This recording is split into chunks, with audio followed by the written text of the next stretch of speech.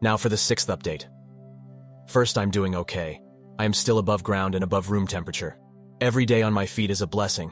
My coughing is a bit worse. I'm experiencing some discomfort. I notice I'm getting winded a bit easier.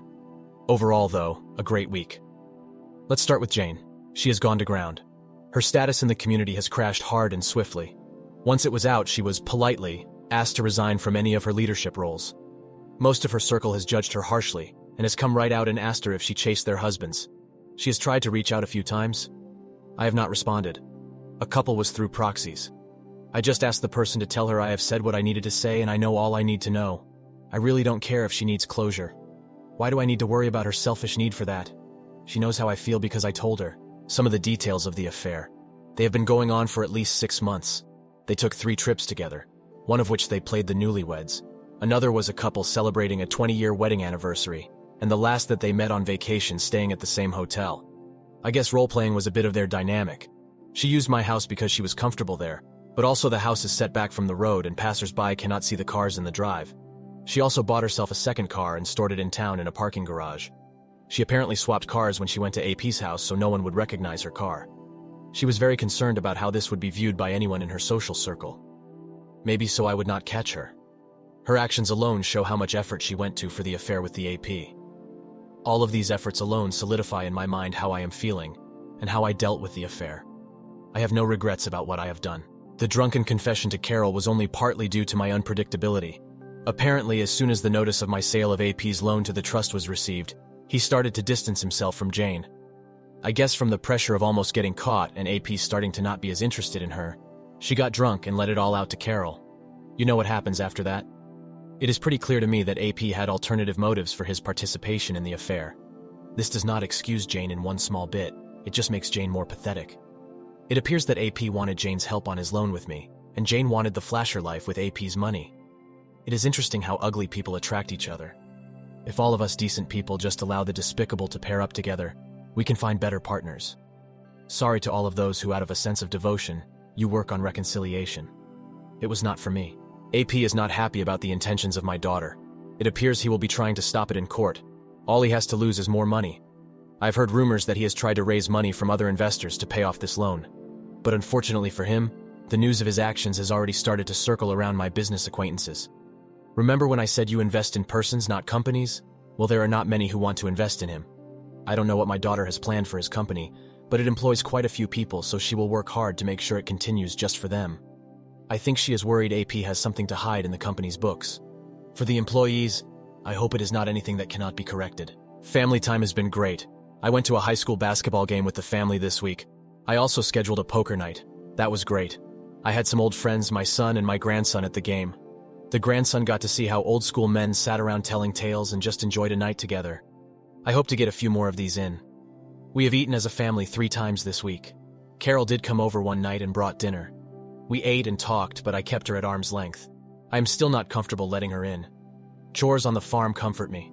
I walk the fences, well, drive at times, check on the animals, check on the employees, and help with equipment maintenance.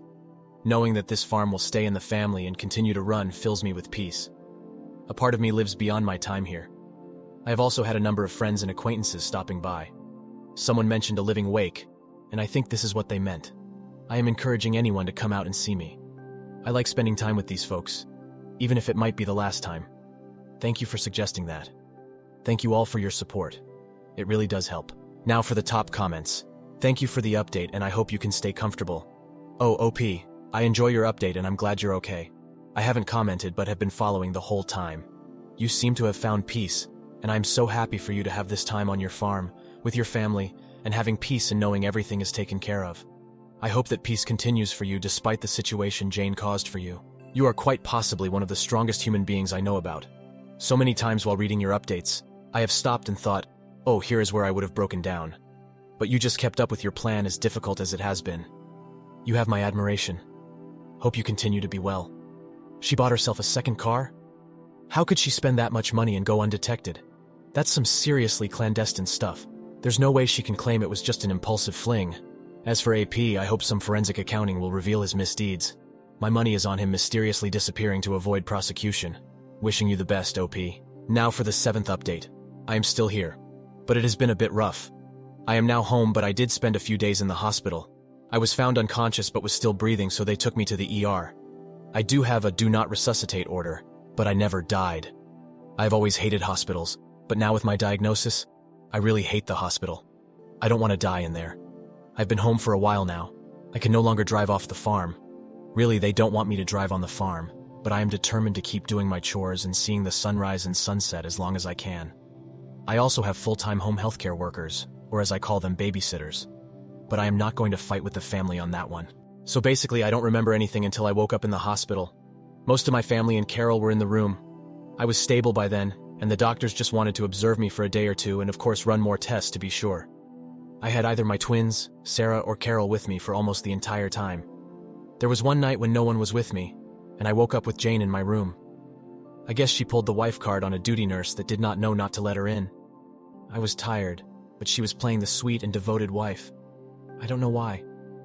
Then when I realized she was holding my hand and stroking my head, I pulled away. She was hurt. She then started the new refrain of being so sorry. She did not mean anything she said to him. She was trying to use him, etc. I just sat there, not engaging. This upset her. She demanded that I talk to her. She was just loud enough to catch the nurse's attention. The nurse noticed Jane's demeanor and my uncomfortableness. The nurse was smooth. She tells Jane to wait outside because she needs to perform some BS checks. Once Jane was out of the room and the door was closed, the nurse asked me if I was okay. I told her that Jane was my ex-wife and there should be notes for her not to be allowed. She apologized and asked me what she wants me to do to limit my stress. I asked her to call my emergency contacts. She did, and in about 45 minutes Sarah, my daughter, and Carol walk into the room. By then Jane is back and still spewing her BS, but at a very quiet level. Once Jane sees them, she knows that she needs to leave. I quietly ask her to just go. None of the other patients deserve her making a scene, to stop thinking about herself and just leave. I am very thankful that she quietly leaves, but she first gives me a quick peck on the forehead.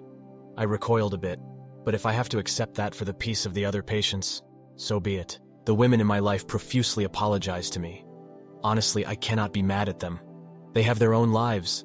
They all figured out a schedule to make sure that I was not left alone again. And I'm sure my daughter thanked the nurse for calling them while at the same time letting the staff know her anger for letting Jane in when they had specific instructions to the contrary. This event just shows me that Jane is like a drowning person. She is just grabbing for anything. I am not special in her eyes. She just sees me as something that she can use to keep afloat. After every contact with Jane, I just see how much darker and black her soul is. AP is still as much of a jackass as he was before. His accounting department has seen where the wind is blowing and in meetings with my daughter, pretty much gave her an entire picture. There is no criminal conduct by AP in his business. It is clear that he was using every perk and loophole to increase his income over his base pay at the expense of the bottom line. So when my daughter takes control, he will realize a 60% reduction of value to him from the company, and that really pisses him off. I have a feeling she might just outright fire him and move him to a silent minority owner role. So his flashy lifestyle is going to hit a brick wall. He has threatened lawsuits, but has not brought any action yet. I think his credit and/or reputation in the area is shot to hell. Carol has been a more permanent fixture in my life. I have to say I don't mind the company and companionship. Maybe she is wearing me down. She has been staying over several days a week. I hope to bounce back sooner than later. But since I cannot drive anymore, I am going to have to lean on others more. This is uncharted waters for me. Carol has been eagerly volunteering to support me in this area. And before you ask, no, there is nothing physical between us other than sitting close together. Thank you all for your continued support. Now for the top comments. I've been following your story as you have been posting. I just want to wish you continued strength and peace on this unfortunate journey. While my story is not quite the same as yours, I had a massive stroke 6 years ago. What it did for me was it gave me clarity on my life, and I was able to find out who was really true to me, and cut out a lot of fake baggage to make whatever time I have left until my next stroke, which could happen anytime, whether a week or 10 years. We are not promised anything. I hope whatever time you have left that you do whatever ever can bring you the most happiness. Take care and good luck, sir. Thank you. You are so right about seeing life clearly. I wish you the best. Stay strong, my friend. What a disgusting move by Jane. She just keeps showing how utterly selfish and horrible she is. OP, I wish you peace and comfort. May your suffering be minimal, and may you be supported by the love of your family. Best wishes, OP. Thank you. And I could call Jane a cockroach, but that is an insult to all cockroaches. I just read your story today, and I admire how you have handled this. Just one piece of advice: I lost my mother several years ago. One thing I really wish I had was more videos of her. I find it hard to remember her voice sometimes. So some advice: do that with your children and their children. Maybe make them videos for the young ones for important milestones, graduation, marriage, children, etc. I hope you get your wish to be at home when it is time. Now for the sad and final update. It is unfortunately sad to hear about the news of OP's passing. May his soul rest in peace. My dad passed away this past week. I have been reading his posts and responses as I can for the past few days. I hear him so clearly in his posts and responses. One of his requests was to give you your letter from him. My Reddit family. Well, if you are reading this letter, you know that my time here is at an end. As all of you had suggested, I had written letters to all of my family members, and also created videos for them as well. While answering your posts, I started referring to you all as my Reddit family. That got me thinking that I needed to write one final letter. That letter is to all of you. I want to thank you all for your support and suggestions. This short time has been so important to me, and will clearly be important to my family long after I am gone. You have helped me achieve my final gift to myself and to my family.